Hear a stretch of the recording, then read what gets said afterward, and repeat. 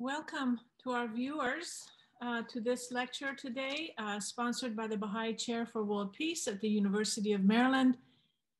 We are located in the College of Behavioral and Social Sciences, and our co-sponsor today is the Critical Race Initiative program in the Department of Sociology, also at the University of Maryland. My name is Hoda Mahmoudi. I'm the director, the holder of the Baha'i Chair for World Peace. And of course, first and foremost, I would like to thank Dr. Kate Seaman, the assistant director at the Baha'i Chair, for organizing today's event. And more importantly, a very warm welcome to our distinguished speaker, Dr. Evans, who I will introduce to you shortly. But first, I have to go through some technical matters. As you join this program, which is being recorded, you will be muted and your video will be turned off. And by participating in this program, you acknowledge and consent to your image, likeness, or voice possibly being recorded. You will, of course, have an opportunity at the end of the lecture to write in under the Q&A distinction at the bottom of the screen. You will be able to write your questions and we will have Dr. Evans answer those.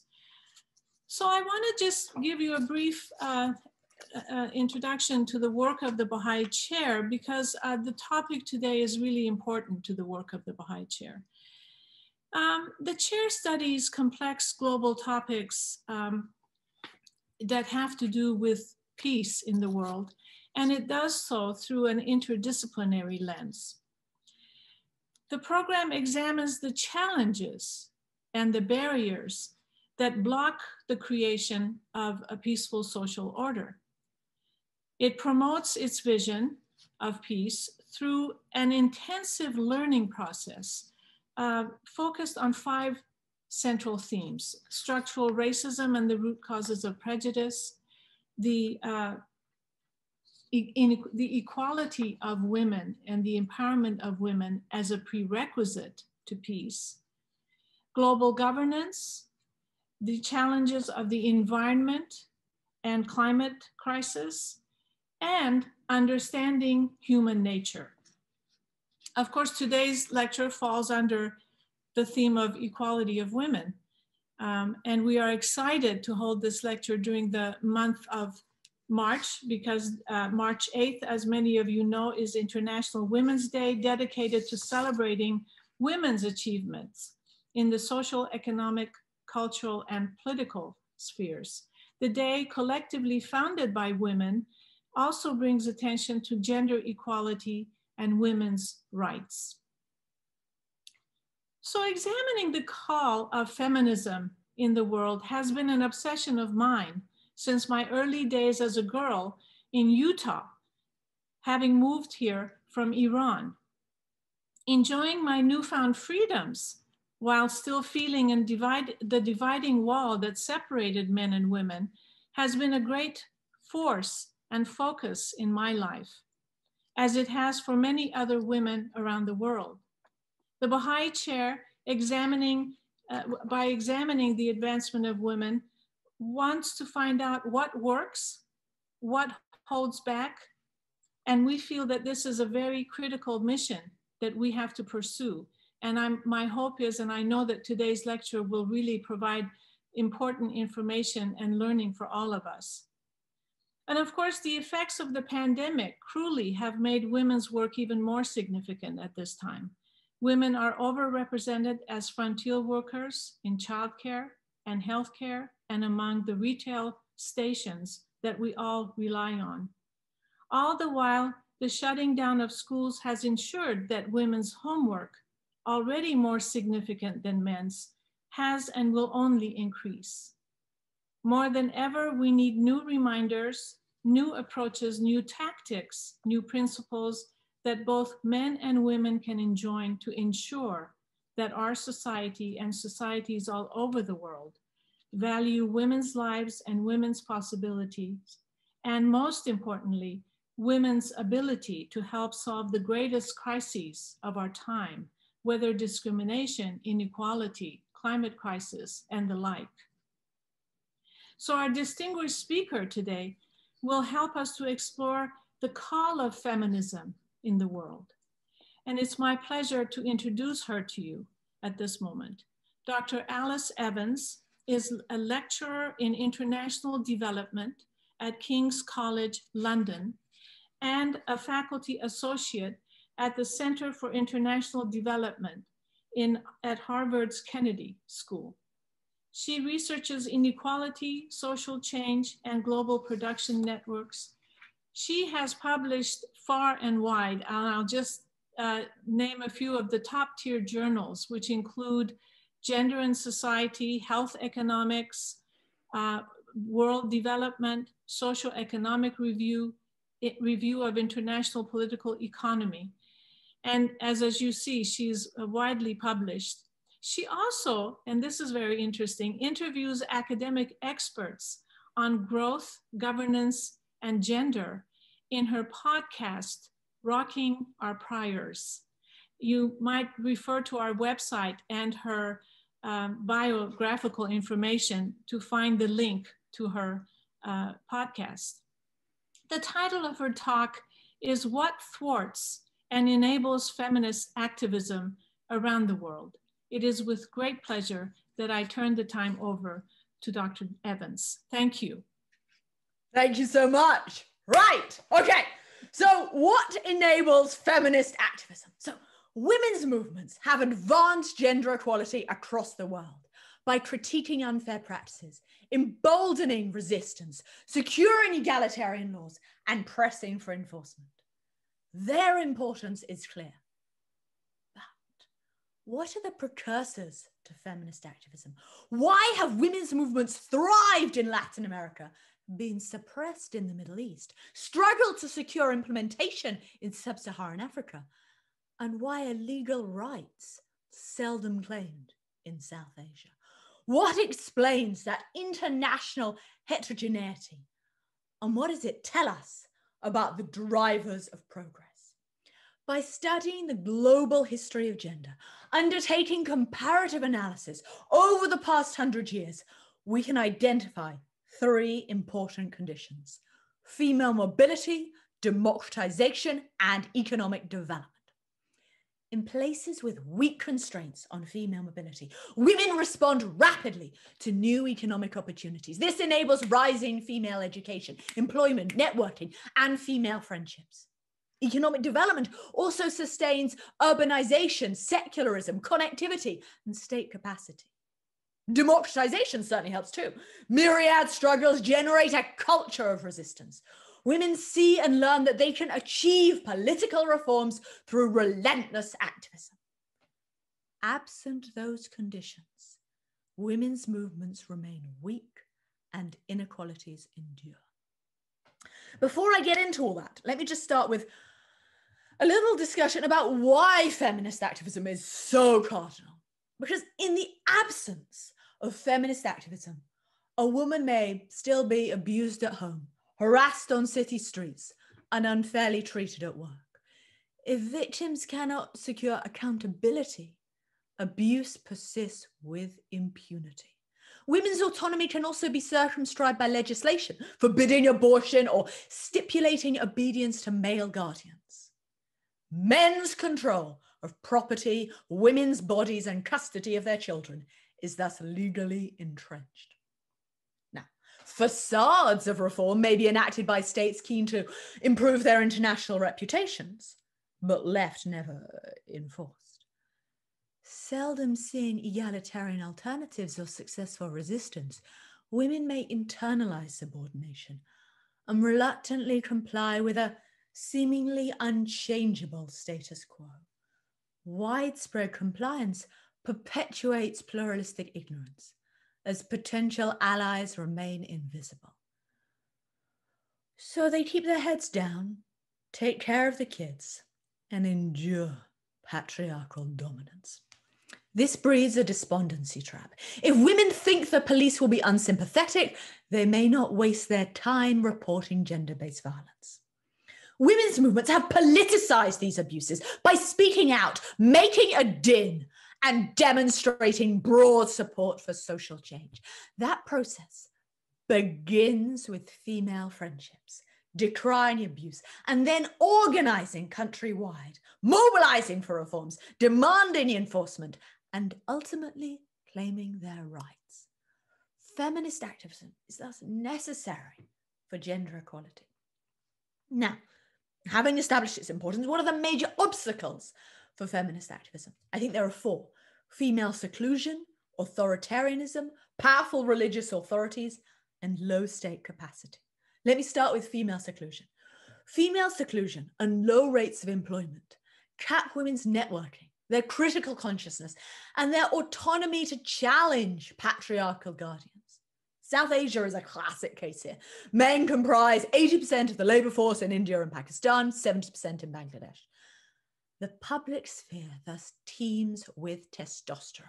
Men go out into the world, run family businesses, migrate for jobs, resolve community problems, mobilize political networks, and decide the laws of the land. As long as women remain secluded and separated, they're less likely to collectively critique or challenge their subordination. Women may not question gender wage gaps as they presume men to be more competent, as we see in Pakistan's garment industry. In India, women are much less likely to speak at village meetings and make claims on local leaders. Now, legal protections do exist for acid attacks, domestic violence, divorce, and inheritance. And that is a result of hard-won feminist battles. But given female seclusion and separation, these paper rights are seldom claimed. 73% of survivors in Bangladesh remain silent. Beatings are widely regarded as a private matter, women's fault, a source of shame. And as long as women are economically dependent on men, without a field of their own, divorce brings destitution. Many thus endure abuse. Even if survivors do report, they're seldom supported. Courts, police, doctors, nurses are unsympathetic. Victims of acid attacks are isolated and stigmatized. Just this week, we've seen in India that a rape victim was encouraged to marry her assailant. Men continue to dominate institutions in ways that preserve their patriarchal interests and ideologies. The bottom line is that low female employment impedes critique and claims making, preventing progress to gender equality. Now let me come to my second obstacle, authoritarianism. This is obvious, right? If police arrest and incarcerate dissidents, women may be reluctant to raise their voices. This invisibility of activists fosters what I call a despondency trap. Women do not realize that their grievances are broadly shared. So even if women are economically autonomous and active in the public sphere, patriarchal authoritarianism may prevent critical discourses, organizing, and accountability for abuses, as in China.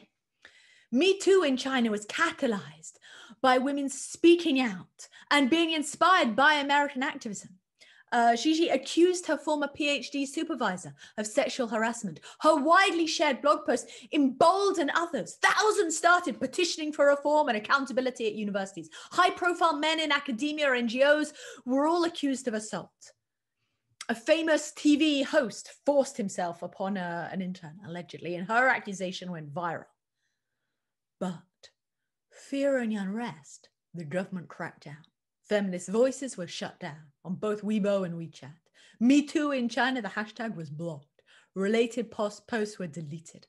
And fearing arrest, female activists now organize clandestinely and self-censor. NGOs operate underground, recreating their identities, afraid to act publicly. With resistance muzzled, institutions have little incentive to reform. Though the government introduced a new civil code last summer, defining sexual harassment and creating a complaint mechanism, the police are notoriously unsympathetic. Seldom hearing dissent or finding support, many Chinese women they see sexual harassment as inevitable. So that patriarchal authoritarianism has entrenched impunity. Now, another kind of authoritarianism is religious, powerful religious authorities, such as in the Middle East and North Africa. Male dominance and discriminatory family laws have been entrenched by these very institutions. Fear in Pakistan, for example, fear of antagonizing clerics, risking angry mobs and jeopardizing their political authority sapped rulers' drive for reform. In Indonesia, riots broke out when Suharto introduced a bill to improve women's rights. Angry Islamic groups opposed the abolition of polygamy. 30 years later, the government initiated but then withdrew a similar draft. Again, acquiescing to outraged Muslim conservatives. The King of Jordan has repeatedly tried to improve women's rights, but is always frustrated by Islamists in parliament. Orthodox authoritarian clerics in Iran's Guardian Council have consistently vetoed bills on women's rights. Iranian feminists have fought back against discriminatory laws, organizing 1 million signatures campaign, but with state harassment and intimidation, they soon demobilized. And having retreated underground, women's organizations struggled to network and gain visibility. In the Philippines, meanwhile, divorce legalization is blocked by a powerful Catholic Church. Reformists have been much more successful when clerics lost power, such as in Turkey in the 1920s, Tunisia in the 1950s, Iran in the 1960s, Indonesia in the 1970s, and in the Marxist states of South Yemen and Somalia in the 1970s. But since the late 1970s, clerical influence has returned with a vengeance. Sexist laws thus endure, entrenching patriarchal kinship, curbing women's autonomy, and thwarting their activism. Leaders have been more receptive to feminist activism when they're trying to cultivate international legitimacy, such as in the Maghreb or in Turkey, eager for EU membership. But rulers' desire for Western approval does not entail implementation, which remains paltry. Now, my third set of constraints is underdevelopment and low state capacity. Because even if women's movements secure egalitarian reforms, such as gender quotas and laws against violence, their impact may be hampered by underdevelopment and low state penetration. War-torn Rwanda was the first country in the world to establish a female majority parliament. In the struggle to survive bloody, brutal, and disruptive conflicts, African women increasingly undertook traditionally masculine roles. In Liberia, Uganda, Rwanda, women became breadwinners, heads of households, community organizers, and leaders in the peace movements. They organized to repair the damage. Women came to perceive themselves increasingly as capable, strong, and autonomous. Through prolonged exposure to women demonstrating their equal competence in socially valued domains, women came to question their gender ideologies. This attitudinal shift cultivated growing support for women leaders in parliament, civil society, executive branches, government bureaucracies, and judiciaries. Engaging in those post-conflict processes, African women's movements pressed for quotas. They were especially successful in authoritarian aid-dependent countries where rulers sought to improve their international reputations. In power, women legislators have passed several bills on intimate partner violence, inheritance, but that has not radically improved outcomes on the ground. In places with low state penetration, villages may be several hours drive from the nearest police post, or longer if waterlogged. If victims cannot get help, then violence continues with impunity. Communications are also limited by underdevelopment. Extremely poor families cannot afford radios, let alone smartphones.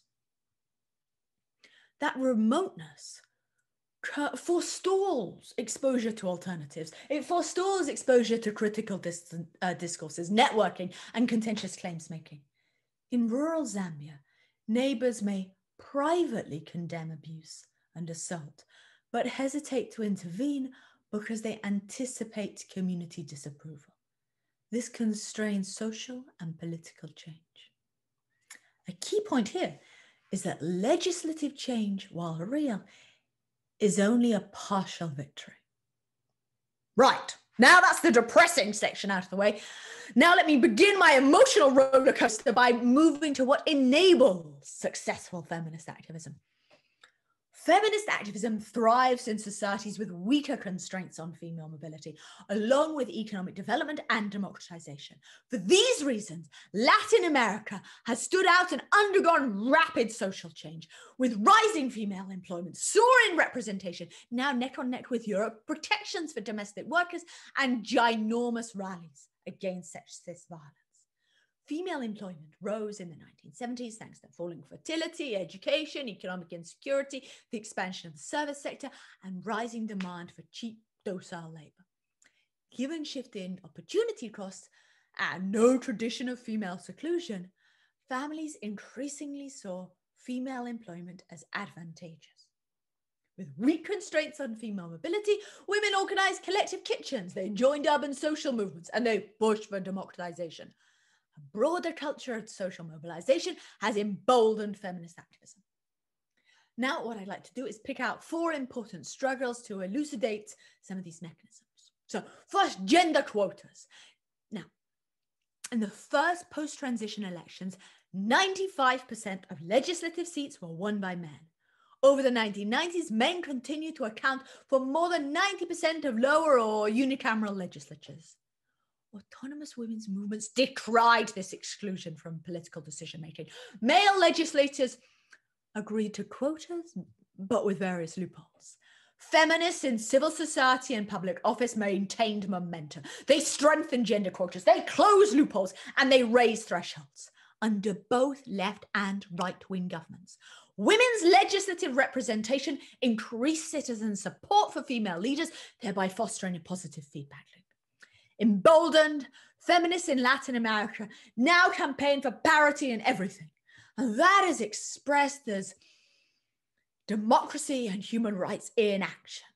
10 Latin American countries now require gender balance amongst legislative candidates, with stronger gender quotas. Argentina, Bolivia, Costa Rica, Bolivia, Ecuador, Mexico and Nicaragua now elect an average of 46% of women to their lower or single chamber of commerce.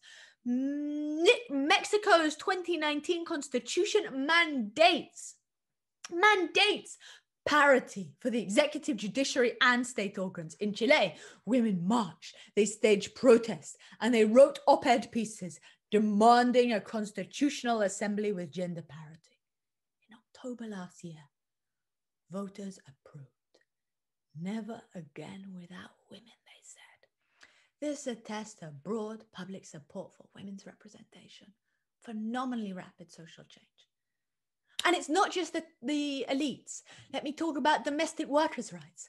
Many poor Black Indigenous girls start domestic service at a vulnerable young age. Then they endure long work days, low wages, and abusive treatment. By networking together, more domestic workers have come to believe that they can change their circumstances and will be supported. Collaborating with labor advocates in Europe, Latin American domestic worker organizations lobbied for an ILO convention on domestic workers. Latin American activists then leveraged that to push for domestic ratification. With the support of institutionalized left governments in Brazil, Chile, and Uruguay, domestic workers organizations have pushed for labor rights and stronger enforcement, and their lives have materially improved with shorter workdays and broader social security. Now let me talk about sexist violence. To politicize that sexist violence, women's movements have organized local assemblies, panels, protests, public testimonies, and street actions. 200,000 women marched down the streets of Buenos Aires in 2015, shouting "Ni una menos." This became a rallying cry across the region. Protests quickly spread to Uruguay, Chile, and Peru. Regional networking emboldens women across the continent. Hundreds of thousands of women continue to march, to mobilize, and to demonstrate resistance. These protests and public discussions foster critical discussions in homes and workplaces and public gatherings around sexist violence, so it is no longer taken for granted. This is important, since independent women's movements are a major predictor of comprehensive government policies against gender-based violence. Now let me turn to something else really important in Latin America, and that's reproductive rights. Latin American women's movements have capitalized on structural shift, democratization, growing secularism, left-wing governments, and institutionalized party system. Church attendance is falling, and trust in the church is weakening, with accusations of pedophilia. Pro-abortion coalitions have leveraged support from center-left governments, ministries of health, unions, lawyers, doctors, and journalists. Over 1,000 Uruguayan public figures signed an open letter in favor of abortion. Young activists decked their wrists, their backpacks, their necks, even their eyelids or their cheeks in green. The festival spirit. Demonstrations, petitions, and performances showcase widespread support. This overcomes pluralistic ignorance. It overcomes that despondency trap, and it emboldens further resistance. Late last year, as many of you will recall, Argentina legalized abortion. So Latin American feminist movements have strengthened gender quotas, better protected domestic workers, improved reproductive rights, and politicized sexist violence. Their relative success reflects three key features of the continent: female mobility, economic development, and democratization. This has enabled rising female employment, strong female friendships, urban social movements, feminist activism, and state enforcement. Elsewhere, women face uphill battles: female seclusion, authoritarianism, powerful religious authorities, and underdevelopment. Thank you very much. That's it. Yes, thank you. Thank you, Dr. Evans. So you have given us a lot to think about, and I would now like to ask our audience to please submit their questions. And as they are doing that, I might start off by asking you, so are you suggesting that, because you did a very nice survey of what was going on, is currently going on around the world in different countries with relation to female activism. And my question is, in your opinion then, South America is where we have seen the greatest progress, is that right? Oh yes, absolutely, huge progress, huge. Right, and so I was wondering if you could say anything about North America. I'm not an expert on North America, so we'll pass. Okay, all right. Any questions from anyone? And Asia, you went over many things throughout Asian societies. How about Africa? Anything about Africa? So my point in Africa is that there are weak constraints on women's mobility. So women can come out of their homes, and they did increasingly with the conflicts. And women in power have passed legislation on inheritance and intimate partner violence. But the problem is weak state capacity. Yeah. If there's limited state capacity, then many of those laws go unenforced. That's the problem. And do you think that we are at this point, I mean, especially the second decade of the 21st century, how do you see the feminist movement? Meaning, are we seeing some great strides forward, or are we not, except for South America? Do you see any, what is the general view of feminism and its progress? I don't think I can make a general view. I think I can just point to rapid change in East Asia. I think another thing I didn't really point to is that there has been change also in South Korea. Huge protests over Me Too against sexual harassment. That's another country where there has been example. And that's partly as a consequence, again, on women being employed, entering the public sphere, and increasingly mobilizing with democratization. I see there's a question also on the significant obstacles to gender progress in Europe or the UK. I have to pass on this. I wouldn't consider myself an expert on Europe, so you'll forgive my ignorance. Okay, so the next question is from Rita Khan. Do you think there are cultural differences in South America that make it easier for women to progress in achieving rights and representation, or that the progress is primarily the result of political reforms? No, absolutely. I think it's a result of the cultural difference. So if you compare South America to South Asia, for example, South America never had that tradition of female seclusion. There's no history of purdah. So there were weak constraints on female mobility. And in societies like North America or Europe, or Latin America, where there are those weak constraints, or Africa, where there are so weak constraints on female mobility. African countries mostly, particularly the southern half, South America, Europe, and North America. Those all have weak constraints on female mobility. So then female employment is very responsive to new economic opportunities. Women can mix and mingle in the public sphere. Very different in places like the Middle East, North Africa, and South Asia, where there are much stronger concerns for policing female sexuality. Thank you. Next question is from Heather Marquez. There are still huge strides to be made to improve the status of violence against women in Brazil. One of the interesting tools has been police stations staffed only by women so that victims of violence are interviewed and supported by other women. Is this a tool that you have seen in other parts of the world? Okay, so two things. Let me comment on the Brazilian police stations. One, there's a nice paper showing that these female-only police stations have led to a fall in female homicides. But that effect is mostly in the big cities. And it's not such strong effect in much more rural, small villages and towns. And I suggest that's because in cities, there's much more support for women, much more support for women to, one, have jobs, two, have supportive peers. So the effect of those police stations very much depends on the social norms and the economic opportunities for women. Very interestingly, India has pioneered female police stations too, but it absolutely has had no beneficial effects. A couple of things have happened. One, when women go to normal police stations, they're referred to go to the female-only police station. So they're told, oh, go off to the women's one. And even at the women's one, the police are no more sympathetic or supportive. In fact, even when it's women dealing with abuse, they tend to encourage women to reconcile with their husbands because they're dealing with a similar environment.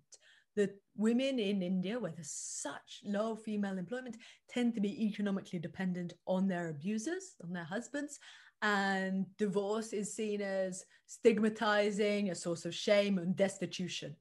So regardless on who is advising the woman, it tends to be the same outcome.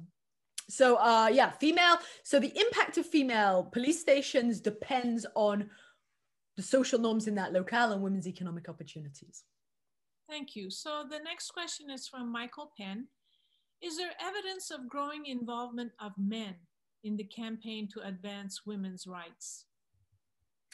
I think that men's involvement varies with women's movements, varies by country. So as I say, feminist movements in Latin America have secured support from men.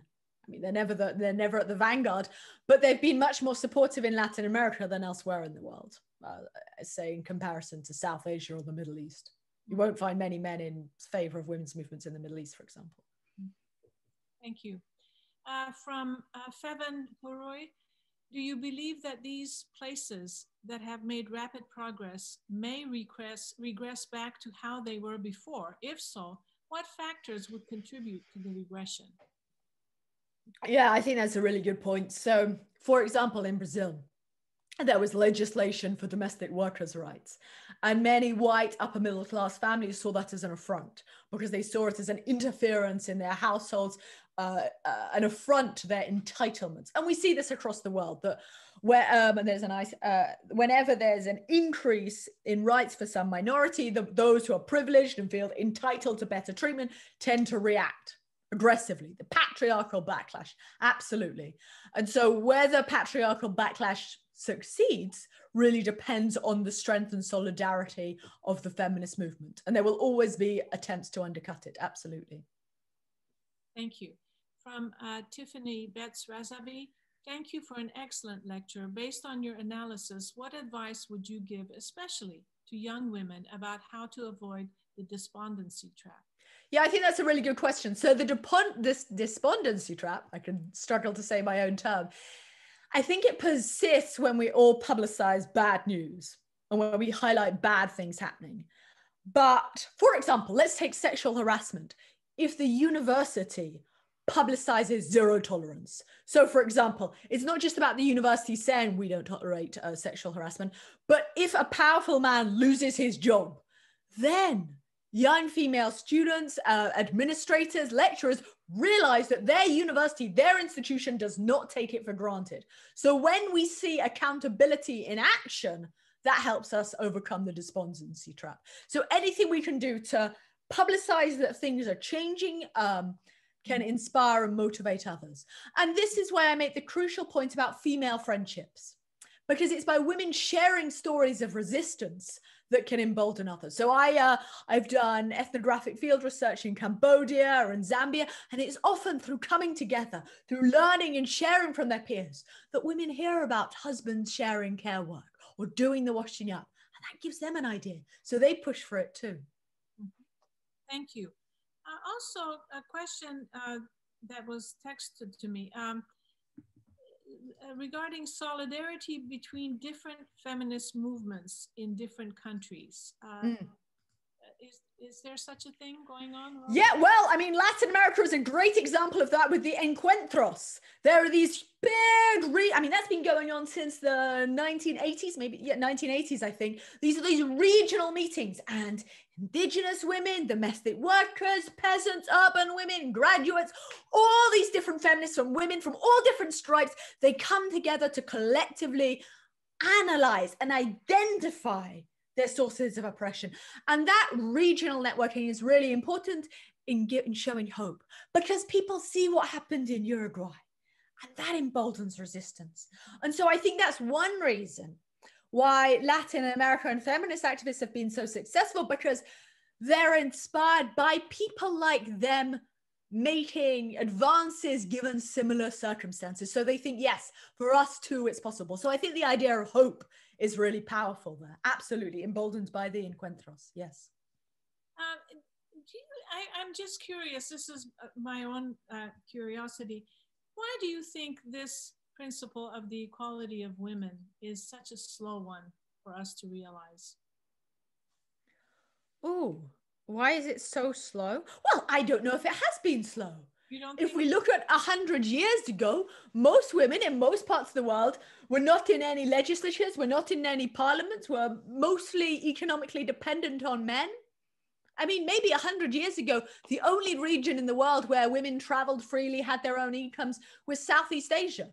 Otherwise, we were all dependent on men, ruled by men, and bearing their children for all our lives. So no, I think I can tell a story of progress. Good, and that's good to hear. I think, are there any other questions from the audience, please? Don't hold back.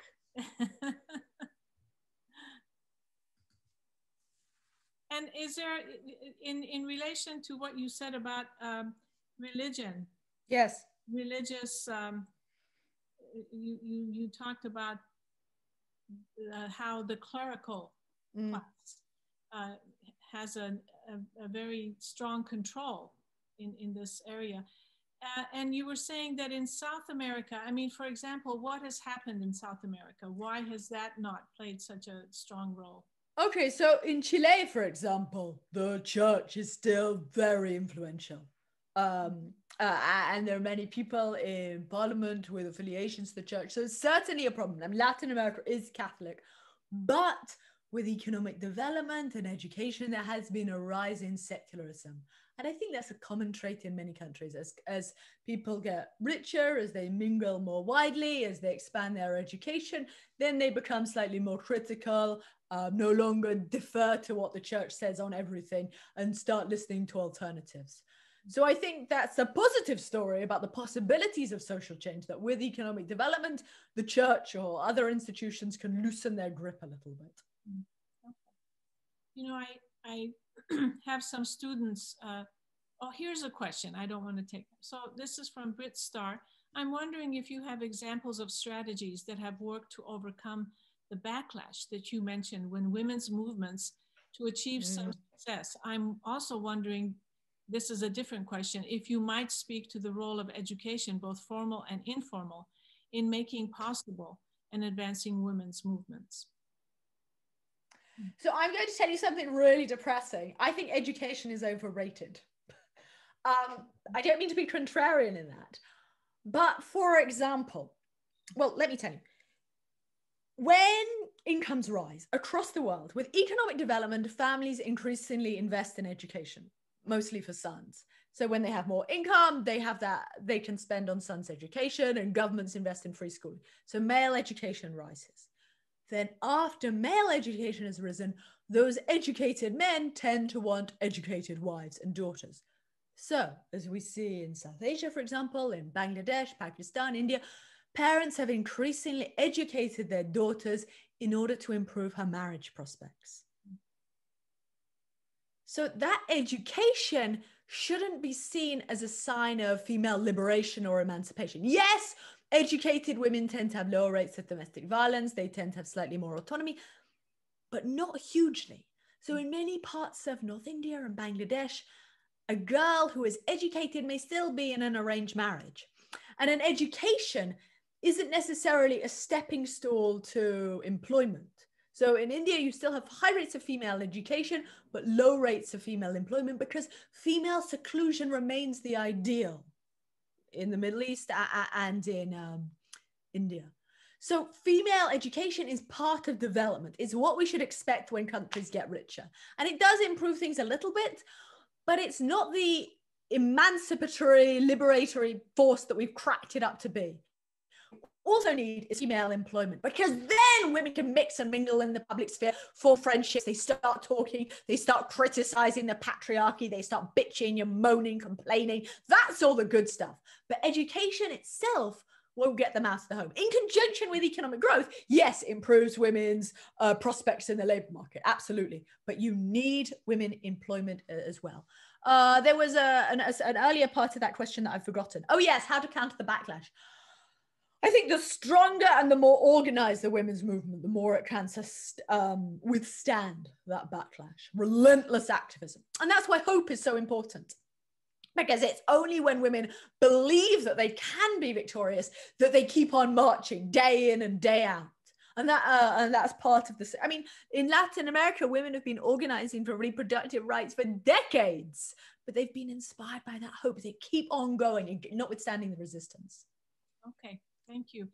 Patricia Reed, as women move forward in equality, how does a female retain her femaleness without taking on the traits of the maleness? All right. I think there are many different examples of femininity, and those will vary by society. So I don't think there's a incompatibility there. From Aryan Sharifi, Saudi Arabia granted women the right to drive a few years ago. Do you think that this is a legitimate step forward in the increase of women's rights in the country? Seems like a small bit of progress, yes. Otherwise, things seem pretty tough, right? Okay, all right. From Neda Moayad, what are some solutions to the education of the nearly 260 million women who cannot read or write in India? I mean, I think we know that female education improves as family incomes rise. And so anything to help there. So free schooling and closer schooling. So often in India, if families are concerned about their daughter's honor, they may pull her out of school if there's not a high school in their village. So anything you can do to reduce the cost of female schooling in terms of the economic cost or the likely loss of honor. So more schools nearby, those are going to help. Thank you. Question, do women in leadership, what impact do women in leadership roles play in changing women's perception of their roles? Oh, that's a really nice point. And I can make a comparative analysis here. So there's nice evidence from the USA and from Latin America that by seeing women in powerful, prestigious positions, demonstrating their equal competence, that inspires others to follow suit. So we see closing the gender gap in political activism and engagement. Yes. So there is a role model effect in societies with weak constraints on female mobility. But that effect doesn't seem to occur in India, for example. When a woman successfully is elected in India in the state level elections, there's no demonstration effect. And that's because women are secluded. So they can't mobilize, they can't network, they can't participate in the public sphere. They can hardly go up to unknown men and try to court their vote, let alone build a campaign or a political network. So whether you have that role model effect is going to vary by the constraints on women's mobility alongside economic development. So, you know, I hear you say a lot about how women really need to support each other in this endeavor. Am I right in that assumption? Sure, I think that female friendships are a crucial first step, because often a woman might blame herself, feel that she's the one to blame, or just not even criticize or not be critical. So there are so many patriarchal norms, whether it's ideas about men eating first, whether it's the idea that women should hand over their incomes to their husbands, or whether it's ideas that women should just be subordinate. But here in France, supporting women to leave their abusive husbands or to push for more or to answer back, all of that can be very, well, supportive, encouraging. Mm-hmm. Thank you. Other questions as we're waiting? I was thinking about how supporting each other as women, you know, for example, in many cultures, the norms are such that just isn't possible, right? Meaning the expectations of patriarchy are pretty high. And how unfortunate it is that women can't have the freedom to have their own social network and, as you say, their own support system. And I sometimes wonder, you know, some of my students often talk about, female students, that they are in STEM fields, you know, where they're going into the sciences, engineering, math, etc., and how hard it is for them because they are oftentimes in classroom situations or other situations where they're the minority, and how to deal with that sometimes is very difficult for them. I don't yes, know. Absolutely. And there are huge structural constraints on that. So there's new research in India pointing to, in Odisha and Uttar Pradesh, women having very few friends. So these strong constraints on female mobility are going to make it very, very hard to have those friendships. Yes. Right. There's a question on Taiwan. This is my favorite country in the world, so I can spend all day talking about Taiwan. Taiwan, do you have knowledge regarding democracy, economic development, and mobility, and their relative timing and effect there? Thinking of mainland China by comparison, where the mobility and economic development seems to be there, but the lack of multi-parity democracy and authoritarian environment is still there. Wondering if the coming of democracy was the key enabler for Taiwan and the rest was already there, or there was a set of post-democracy changes interacting and increasing all three factors? Good question. Yeah, so Taiwan is my favorite country in the world, so you will all have to rudely interrupt me if I go on too much. So Taiwan, like China, Japan, South Korea, is patrilineal and patrilocal. So 1900, boys were celebrated at birth for continuing the family line, for performing ancestral rites, for continuing the lineage. Very patriarchal society. Girls' feet were bound to keep them at the spinning wheel. Girls were subject to arranged marriages. They were not free, right? And their sexuality was tightly policed by these patrilocal clans. Then Taiwan began, well, from the 1950s. So in the 1950s, I should add, Taiwanese women, the gender wage gap was huge. The gender wage gap was huge in the 1950s and 1960s.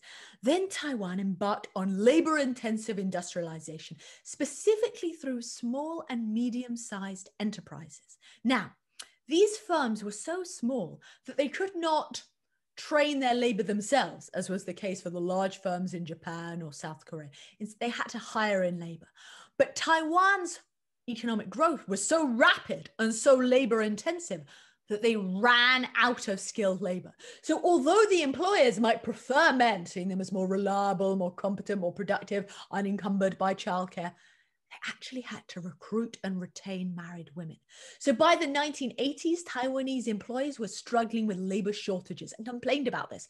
So what they did is they increasingly hired married women, and they became more flexible. So if she needed to bring her children in or rush off early for the school run, Taiwanese employers let them because they had to. They needed the labor. And so in Taiwan, the gender wage gaps got smaller, and women advanced in every single institution. In the public sector, in firms, women became wealthier, they became more networked. Now you raise democratization. Yes, democratization emboldened Taiwanese activists. I mean, yes, they were active under authoritarianism and they published various pamphlets, but they got really active under democratization, right? Then you had contestation about family laws. They went to courts and they pushed for reforms. They pushed their governments to change things. So they got much, much more active. But the important point was that women had their own wealth, their own networks, so they could successfully contest elections. And as you know, you probably asked the question, women now occupy, is it 46% of Taiwan's parliament? And you have the twice elected leader. And she is the only woman in Asia, the only woman leader in Asia who is not from a political dynasty. So unlike all those women in South Asia who hail from political dynasties, which gets them name recognition, Taiwan broke the mold through labor-intensive growth and democratization. Best country in the world. Very interesting. That was a very important case study that you just... Oh yeah, I love it. I love Taiwan. Okay, from Britstar, given the importance you place on networking, how have social media platforms enabled and perhaps also hindered feminist consciousness raising, organizing, and or change around the world?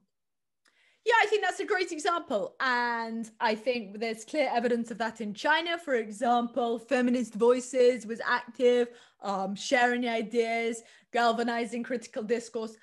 But, you know, that's limited to the minority who use and access social media, and it became increasingly difficult with authoritarianism.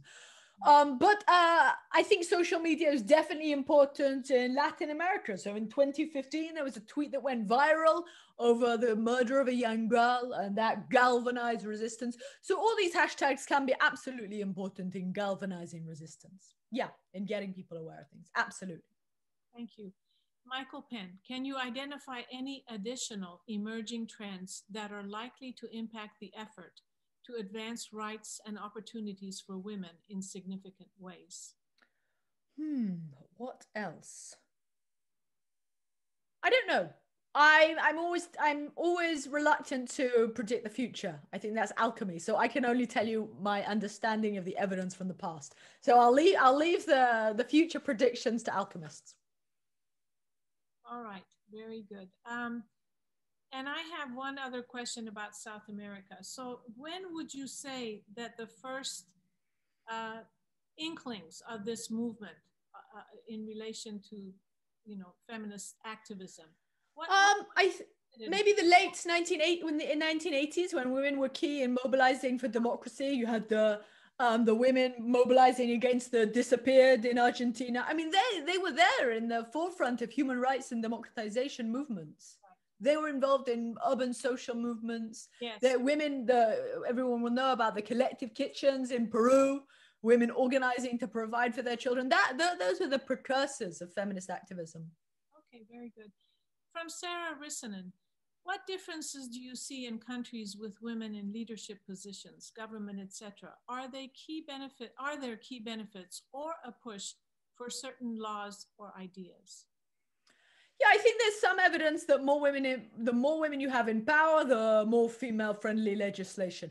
But as I was trying to raise with the African case studies, the next question is, well, are those laws enforced on the ground? So even though there are many women legislators in Rwanda, the vast poor majority cannot claim those inheritance rights because there's low state penetration. So that's a function of underdevelopment. But sure, more women in power, better. All right, one more from Paul Zigetti. You've mentioned the importance of female friendship Rather than wait for change to begin from the top down, do you consider any tool to be the most effective to ignite a lasting change? So one thing I should have stressed, and that I think is really important, is activism and partnerships with city municipalities to make public spaces safer. Because across the world, many families are concerned about honor and risk to women's sexuality, impropriety, right? So they closely police and surveil women. So in India, for example, girls might be discouraged from loitering or going out late. And women themselves might be nervous and anxious. Even they might choose their colleges or employers or their commutes to work because of that fear of danger. So one thing that's going to be incredibly important, both in terms of increasing employment and also enabling female friendships, is making public spaces safer for women. Because if women can relax in parks, in cafes, without feeling harassed by men or questions about their propriety, then they're much more able to enjoy that leisure time. Whereas if they're nervous, are frightened, afraid, then they can't hang out as friends after work. So from Josh W., do you have any thoughts about universal basic income? So I think a parallel debate with here was in the 1970s, wages for housewives. And one danger of, so with that, I'm not going to comment on this. I'll just comment on the gender aspects of this. That the really important thing, my understanding, is that women come out into the public sphere, form female friendships, start criticizing the laws of the land. So anything that encourages them to stay at home is likely to retard progress. So I'm not saying all jobs are great, no matter how degrading and exploitive, but I would just be reticent about things that encourage women to stay at home from a gender perspective. Okay. I think I don't see any other questions. Dr. Evans, is there anything else that you'd like to say before we sign off, especially to the younger? There are a lot of young students online today, so just wondered if you have anything to tell them. Well, no, I think the main thing is if you want feminist change, my main insight from studying it around the world is to be openly critical, to share your ideas, bitch, moan, complain about the patriarchy, and unleash that snowballing process of social change. Wonderful. Thank you so much for your really quite excellent and informative lecture. And we hope that maybe in a few years we'll have you back and see what other insights you have in relation to women's activism. That will be lovely. I'll be come knocking in person. Wonderful. Thank you to our viewers. Bye. Thank you for coming. Thank you for listening in.